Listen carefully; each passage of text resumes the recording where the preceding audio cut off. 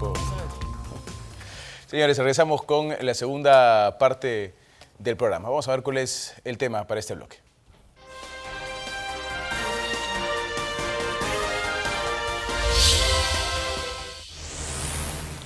La institucionalización de la impunidad. Realmente es un tema que la gente lo tiene en el ojo desde hace mucho tiempo porque siente que hay una gran cantidad de políticos que se convierten en impunes, ¿no es cierto? O sea, cometen una serie de delitos, los persiguen, mediáticamente son denunciados, pero al final vuelven a ser candidatos al Congreso, vuelven a ser candidatos a la alcaldía, vuelven a ser candidatos a la región, vuelven a ser candidatos a la presidencia de la República. Nuestro panel nos dirá si consideran que hay o no una institucionalización de la impunidad en nuestro país. Marco Laján, empezamos contigo.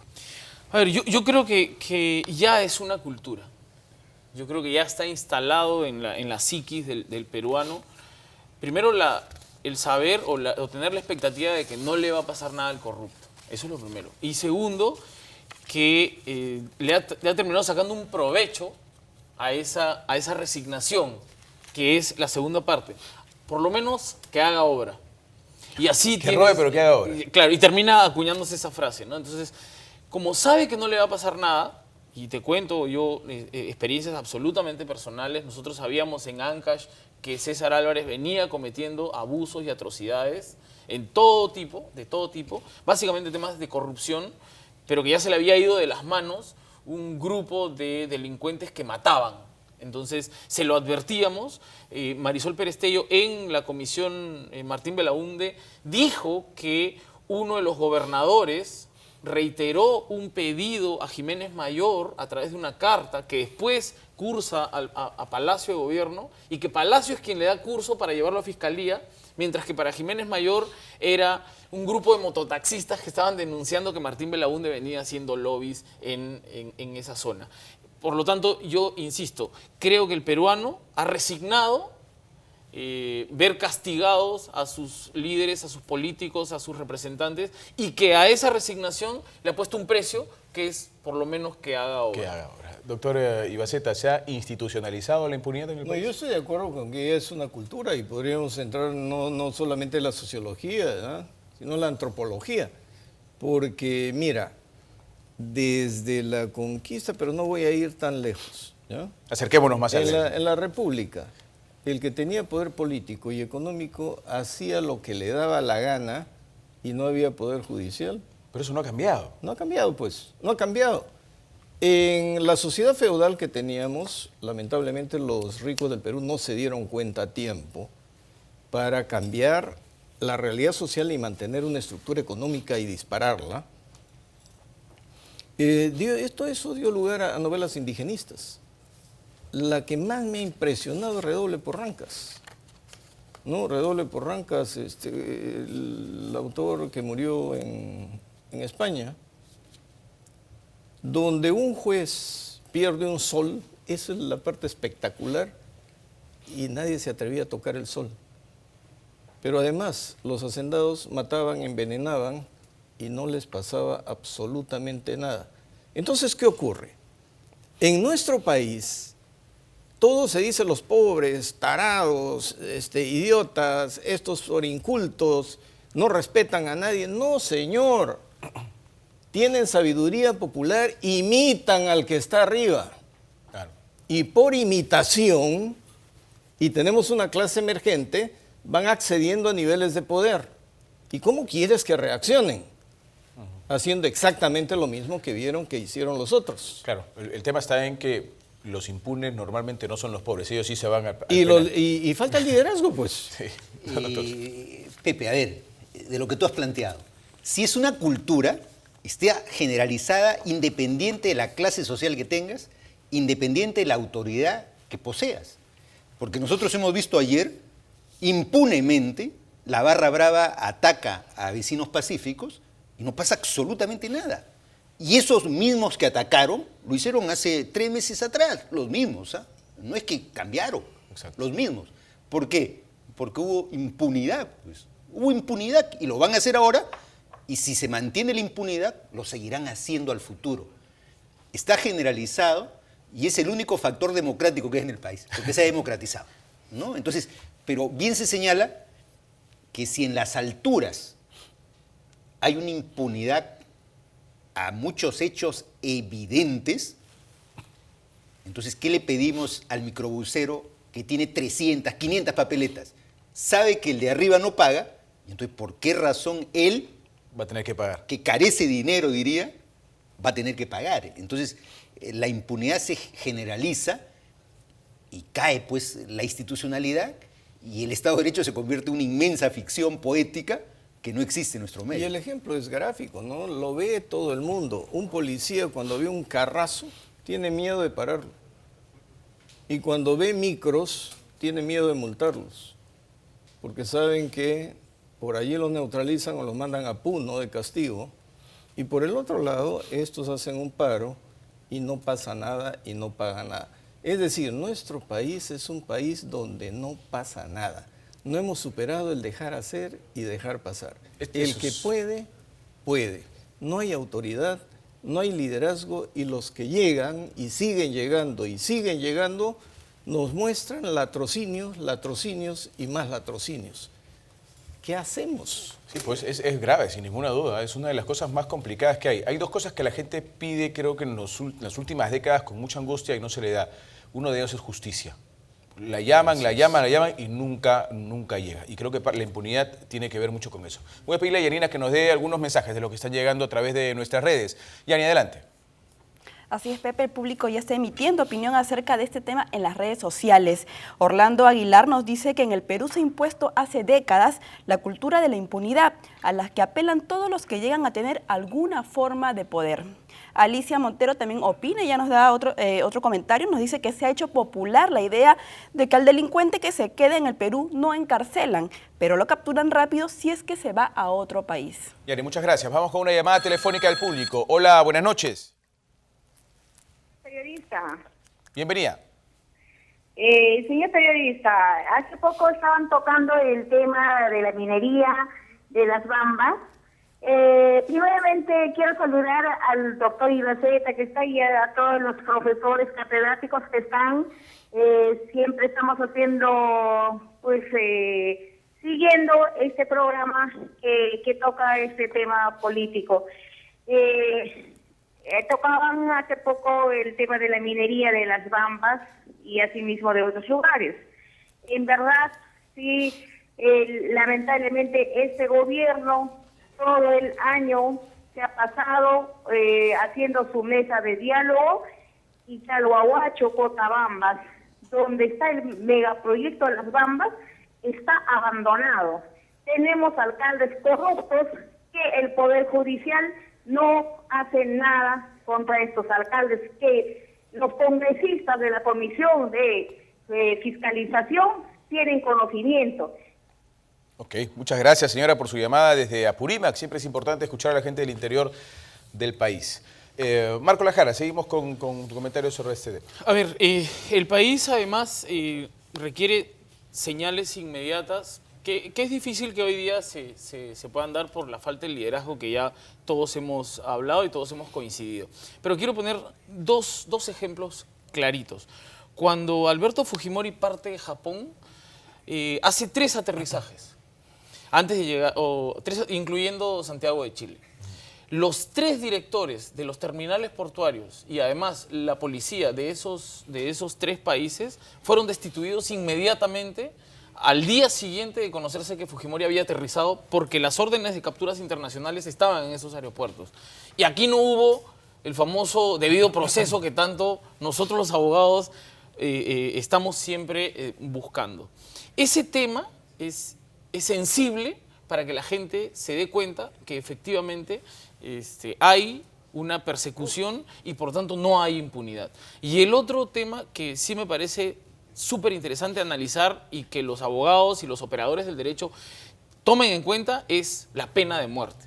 Si en este país, así como estamos, no sabemos castigar para que la gente nos pueda entender, imagínense cuando instalemos la pena de muerte, llámese violadores, terroristas, como quieras, ahí no hay marcha atrás.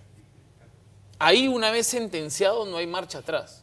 Y por lo tanto, ya te imaginas la responsabilidad que va a tener el Estado para permitir, porque además va a ser una bandera bastante movida durante la campaña, la pena de muerte. Esperemos, sin ninguna duda, y la cadena perpetua también. Doctor Ibaceta, pone un ejemplo interesante, Marco Lejara, que además lo traemos a algo más actual todavía, ¿no es cierto? En el caso de Martín Belaúnde Locio, en Bolivia, apenas se enteraron la forma como había fugado de la casa, los policías fueron puestos presos, la investigación es absolutamente acelerada, los jueces con prisión preventiva, y aquí nadie ha pagado por la fuga de Martín Belaúnde Locio a Bolivia, por ejemplo. No, no solamente Martín Belaúnde, pues No, por darle un ejemplo, la lista es larguísima. Orellana, ¿no? Orellana en Colombia, y el ministro Rambo de entonces decía, yo soy Voy a meter un gol, decía. un gol, nada. Se fue a Oropesa también, por el norte, parece que salen fácil, por Bolivia salen.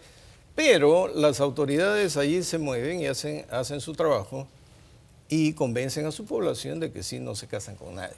En cambio aquí no hay responsables, todo es un desorden. El que quiere delinquir, delinque. Lava activos impunemente. Anda, mira cómo están organizadas nuestros equipos policiales para perseguir lavado de activos, nuestras fiscalías. Con esa infraestructura y esa tecnología no van a perseguir a nadie. Entonces, este es el paraíso, no de la informalidad, de la ilegalidad. Y nuestro sistema de justicia, mira, teníamos un sistema anticorrupción y se desprestigió tanto porque tuvo procesos de 5 años, 6 años, 7 años, 8 años, 9 años. No puede ser, pues. Si quieres... A propósito de lo que tú señalas, Marco, la impunidad para la opinión pública se da cuando aquel que ha cometido un delito flagrante no es sancionado inmediatamente. O sea, ponemos el ejemplo, el proceso de los petroaudios. 7 años. Sí. 7 años un proceso y no hay condenados. Entonces, quieren desacreditar los petroaudios ahora. Y se puede caer, al séptimo año se puede caer. O sea, el 40% de los delitos en el Perú, tú lo sabes, Marco, mejor que nadie, se cometen en flagrancia, el 40%. La vez pasada hubo un escándalo, correcto, el tema de la jueza que liberó a los 50. Hay otro problema, independiente de la jueza, no hay cárceles. No hay cárceles. Entonces, pero no existen los instrumentos procesales adecuados, pertinentes, para dictar sentencias en 24 horas. ¿Ustedes se acuerdan del caso del jugador chileno el que chocó ebrio? Vidal. Vidal fue condenado en 24 horas. Sí, correcto. En 24 horas, porque era un caso notable, donde había que educar a la opinión pública, a la población, que no hay impunidad en Chile. Y lo hizo muy bien Chile, ¿no? Entonces, pero lo hace muy bien, porque ellos hacen su reforma penal, pero hacen una inversión gigantesca en el tema investigación, en el tema fiscalía y en el tema poder judicial. Aquí se copia el nuevo Código Procesal Penal, pero no se invierte un centavo y tenemos la policía postrada, la fiscalía postrada, por lo tanto... falta el complemento, ¿no es cierto? Correcto, pero para los procesos complejos, que van a tomar tiempo, los procesos complejos inevitablemente van a tomar tiempo, pero estamos hablando de los casos de flagrancia. En los casos de flagrancia donde la población chapa al choro y lo entrega a la policía y le dan comparecencia, allí es donde se revela la población. Exacto. Y dice, es injusto. Claro, porque no existe un mecanismo que en 24 horas lo sentencie. Yo creo que ese es un tema, porque allí no hay nada que discutir. No, estoy de acuerdo contigo. Hay un meme que está circulando en la red. Está en libertad el que dijo, soy ratero y estoy orgulloso de serlo. Ah, sí, claro. Vamos con una llamada telefónica. Hola, buenas noches. ¿Aló? Sí, buenas noches. Sí, buenas noches, bienvenido, lo escuchamos. Buenas noches de Los Olivos. Mira, un poco, quizás cierta modestia, para entender un poco esta institucionalización de la impunidad. Es que el régimen de Humala terminó destrozando todo lo poco que se estaba avanzando. Por ejemplo, en el tema judicial, esta especie de humanización del sistema judicial tiene que ver cómo se ha digitado el nombramiento de jueces. Lo han dicho varios congresistas, bajo el paraguas de acusarlos, que son apristas, que lapra controlar el Poder Judicial, y se ha introducido esta especie de infiltración. Están los resultados. Así que la primera dama es una de ellas, por ejemplo, la gran beneficiada. Muy bien. Gracias por su llamada telefónica. Yanina, ¿algunos mensajes que están llegando a las redes? Exactamente, Pepe, tenemos más de la percepción del público. Miguel Bartra, él nos dice que la impunidad pareció desaparecer cuando encarcelaron al expresidente Alberto Fujimori, pero en los gobiernos sucesivos se ha revitalizado. Otro comentario también nos llega de Rosario Aguirre, ella nos dice que la impunidad de los gobernantes que cometen delitos contra el Estado es tan frecuente que la sociedad empieza a verla como algo normal. Muy bien, Yanina, muchas gracias. Una llamada más y ya venimos con el informe de Juan José del Castillo sobre este tema también. Hola, buenas noches. Buenas noches. Bienvenido. Alfonso Palacio de San Miguel. Adelante, lo escuchamos. Una consultita, ¿por qué han votado a todos los periodistas? ¿Por y qué han qué, sacado perdón? programas? ¿Por qué qué? ¿Por qué han despedido a todos los periodistas y han sacado programas? No hemos despedido a nadie. Claro, Alan Díaz ya no figura en la planilla de ustedes. Bueno, son decisiones del directorio que en Habla el Pueblo no le podemos contar, porque en realidad nosotros no tomamos esas decisiones. Y este es otro programa también. Pero en fin, además ya viene una programación nueva, que no se la pierda, viene una programación nueva que va a estar espectacular. Juan José del Castillo ha preparado un informe con respecto a este tema, con la gran cantidad de impunes y fugados que hemos tenido en nuestro país. Vamos a verlo. La credibilidad del Poder Judicial ha quedado en cuestión por su desempeño en el caso Nadine Heredia. Veamos la opinión en las calles al respecto de este tema. Claro, pero básicamente están sujetos a lo que dicta el Congreso, eso es lo que imagino, ¿no? Yo pienso que la señora Nadine Heredia tiene que salir adelante a sustentar su caso. De que ha pasado a una sala para donde se va a investigar a los magistrados quienes han resuelto ese habeas corpus. Que no hay nada claro, siempre está evadiendo la responsabilidad de ella. Creo que sí, pero es lo de menos para el Perú, eso no le sirve para nada al Perú. Cuestionado malamente, esperamos que lo rectifique el Tribunal Constitucional. Parece ser que van a tener que explicar muchas cosas en el Tribunal Constitucional para que esa sentencia se mantenga. Yo pienso que sí. Yo pienso que los jueces han resuelto conforme a la ley, ¿no? Y la repercusión que tiene la población en respecto a los medios de comunicación. La corrupción hasta dónde llega, pues, ¿no? Todo es manejo político, ¿no? Pues el Poder Judicial es una entidad muy corrupta porque los ladrones salen a cada rato, los policías los atrapan y al día siguiente están saliendo o al mes están saliendo a seguir delinquiendo. Muy bien, nos traía Juan José la reacción del público, entonces, en este caso, ¿no? Sobre este tema de la impunidad. Y él estaba abocándose un poco también a lo que ha pasado pues, con el habeas corpus, un instrumento legal tan importante como el habeas corpus que ahora se está desacreditando por parte de algunas personas por su manera de aplicarlo, ¿no, Marco? Es que, pero ahí otra vez nosotros los abogados tenemos que hacer autocrítica. O sea, hay ahí un manejo de parte de nosotros como parte de esta búsqueda de impunidad. Cuando cae la red en Ancash, la red mafiosa del presidente regional, cuando comienza a investigarse con detalle, luego que Ezequiel Nolasco es asesinado y se arma una convulsión complicada en Chimbote, llega el presidente Humala, llega Peláez Bardales, llega el congresista Elías de Acción Popular y la gente comienza a abordarlo explicándole el tema, y cuando nos sentamos a ver en detalle lo que había, estamos hablando de notarios que constituyen empresas para que 3 participen, una gane y se disfrazan. Esas 3, ¿quiénes son? Los mismos ejecutivos de la que ganó. Entonces es parte de un sistema. El presidente del comité que le dio la buena pro, la carta fianza que proviene de tal sitio, el juez que habilitó el tema, el juez de paz que le permitió. Y entonces se comenzó a dar cuenta el congresista que había una institucionalización en Ancash de la impunidad respecto a cada uno de los delitos que se venían cometiendo para consumar la extracción de los grandes dineros que tenía Ancash. Y lo vimos que durante 7 años nadie hizo nadie se indignó. Los que podíamos estar indignados éramos pues 4 advenedizos y punto, pero institucionalmente no se sentía que había una tarea por hacer, ¿no? Vamos con una llamada telefónica, regresamos con nuestro panel. Hola, buenas noches. Buenas noches. Bienvenido. Yo pienso que enfrentarse a este gobierno es ayudar a la corrupción, a la mafia que existe. Excepto el señor que está a la derecha, a mí me parece más congruente su idea. Pero lo demás, ¿cómo no lo investigan, por ejemplo, al cuñado de Fujimori que está allá? ¿Por qué no dice que lo traigan? ¿Por qué no investigan cosas así más importantes? Déjenlo que el nuevo gobierno lo investiga a este gobierno.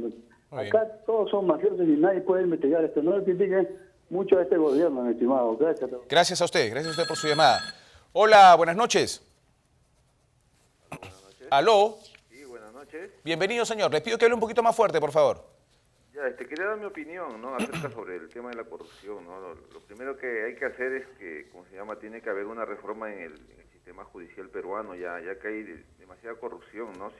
Un ejemplo es el hecho de que se liberen delincuentes, ¿no? Y hay una corrupción y cualquiera que ha trabajado por eso sabe eso, ¿no? Que hay una corrupción, ¿no?, de jueces que liberan, ¿no?, sin el menor sentido, ¿no?, de la humanidad, ¿no?, a delincuentes en un mes, ¿no?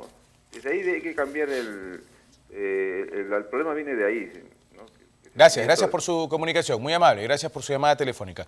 Bueno, y justo estos jueces, yendo un poco al tema de la señora Nadine y los Sabias, ¿no?, han sido ya acusados. El Tribunal Constitucional acaba de llegarle la acusación que han emitido los jueces frente a estas personas, pero aquí no termina el hecho, ¿no? La gente continúa pensando que aquí no va a pasar. Si nosotros les preguntamos al público, la respuesta del público, y no tengo la menor duda, debe ser, señor, no va a pasar nada. Bueno, yo voy a seguir la línea de pensamiento de Marco en el sentido de lo que pasó en Ancash, que todo tenía un revestimiento legal y los actores pertenecían a entes autónomos cuyo personal actuaba con independencia. Por lo tanto, podríamos decir que era una debida investigación, era un debido proceso y que todo estaba bien porque estaba oleado y sacramentado. Hasta había arbitrajes, pues, ¿no? Arbitrajes. Entonces, los jueces, yo he sido juez, tienen la tarea de interpretar, todo se interpreta, pero la interpretación debe tener un sentido de razonabilidad con un test de proporcionalidad, interpretando un hecho y después aplicando el derecho, pero que satisfaga las expectativas, pero no en un escenario donde todo está contaminado y sigue generando desconfianza. ¿Quién es Ojitos? ¿Con quién habló Ojitos? Con San Martín. El resultado positivo. Jueces a escoger.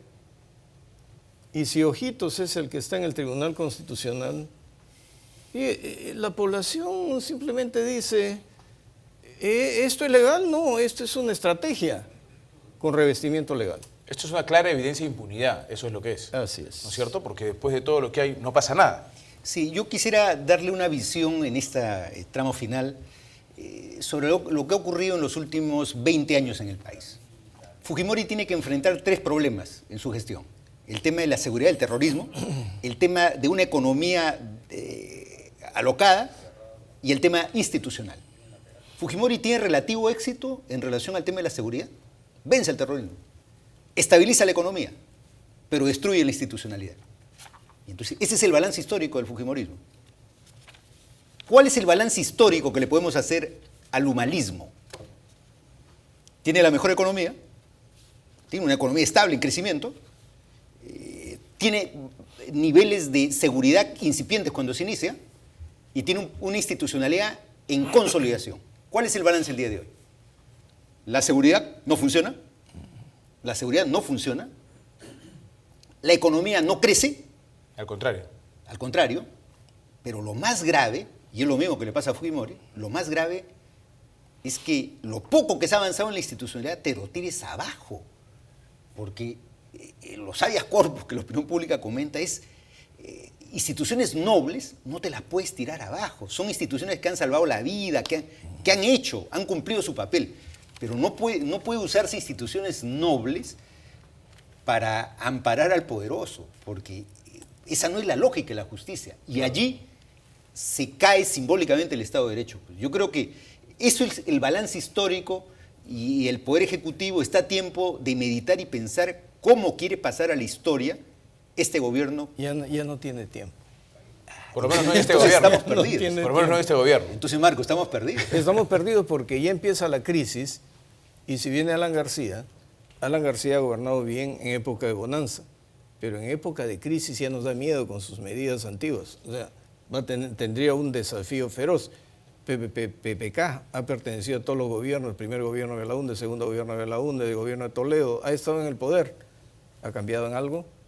Entonces, en las crisis, y PPK ha estado en el Niño anterior del 83, donde nos sacaban plata y no nos devolvieron nada. En fin, no hay mucho que escoger y tiene razón. En ese balance, ahora, claro, a uno lo han metido preso y los otros han aprendido qué hacer para no ir preso. Vamos a hacer una llamada y antes del corte yo voy a hacerles una pregunta rápida a todos con relación a lo que dijo ayer el presidente de la República en una entrevista cuando se le preguntó de las agendas y estas cosas. Dijo, bueno, yo estoy más o menos tranquilo porque las acusaciones de corrupción son de la partida de nacimiento de mi partido, pero ¿dónde están las acusaciones de corrupción en mi gobierno? Dijo el presidente de la República, ¿no? Vamos con esta llamada y la respuesta del panel. Hola, buenas noches. Muy buenas noches, señor Perrito, y muchas gracias, sobre todo. Es un provinciano desde la capital histórica del Cusco, en estos momentos en Lima, en mi calidad de dirigente nacional de los mercados. Es muy lamentable de que, sobre todo hasta estos momentos, no se pueda hacer político, social y cultural a la institucionalidad, sobre todo de la autoridad.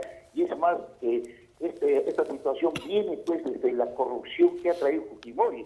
Y es por eso de que en esos momentos, los próximos candidatos que en estos momentos pretenden, sobre todo, entrar al gobierno, son los mismos corruptos, tanto de derecha, de centro, de izquierda, o tanto de la derecha extrema. Entonces, en estos momentos tenemos que pensar, y sobre todo los jóvenes que en estos momentos van a tener que elegir y sobre todo a sufragar, tengan que sobre todo pues exigir a los nuevos candidatos sobre todo cómo se va a tener que debatir o de repente dar la represión contra la corrupción, contra el narcotráfico que en estos momentos está campeando. Muchas gracias. Gracias por su llamada telefónica. Les ruego una respuesta rápida del panel con respecto a lo que dijo ayer el presidente. Dijo, bueno, yo estoy tranquilo porque las acusaciones son desde antes que yo sea presidente. ¿Dónde están las acusaciones de corrupción de mi gobierno? Dijo el presidente, sacando pecho. Claro, yo creo que lo que hace la primera dama en realidad es absorber toda esta antipatía gracias a la soberbia que presentó, pero toda la operación mafiosa de Martín Belaúnde es en este gobierno y no puedo señalar que apunta a Palacio de Gobierno, pero que ya la puso a la primera dama como operadora de este tema, cómplice, si quieres, con la gravedad del caso y con la responsabilidad del caso. No tengo ninguna duda que Martín Belaúnde es la representación de la corrupción de este gobierno. Doctor Ibarzeta. Bueno, bien inocente el presidente, pues, porque si hay corrupción para llegar, los que corrompen para llegar es para cobrar cuando llegan, ¿no? Sí, una buena respuesta. La historia peruana nos enseña que justamente porque la institucionalidad es débil, no se descubren los hechos inmediatamente. Lavajato aparece 10 años después. O sea, creo que la respuesta es ingenua para la historia política del Perú. Sí, tranquilo, señor presidente, ya se lo van a refregar. Bien, señores, gracias al doctor Chernevé por haber estado con nosotros, gracias al doctor Ibarzeta también por haber estado con nosotros en el programa. Son muy amables, como siempre. Interesantes sus opiniones. Vamos a un corte, regresamos con la tercera parte del programa.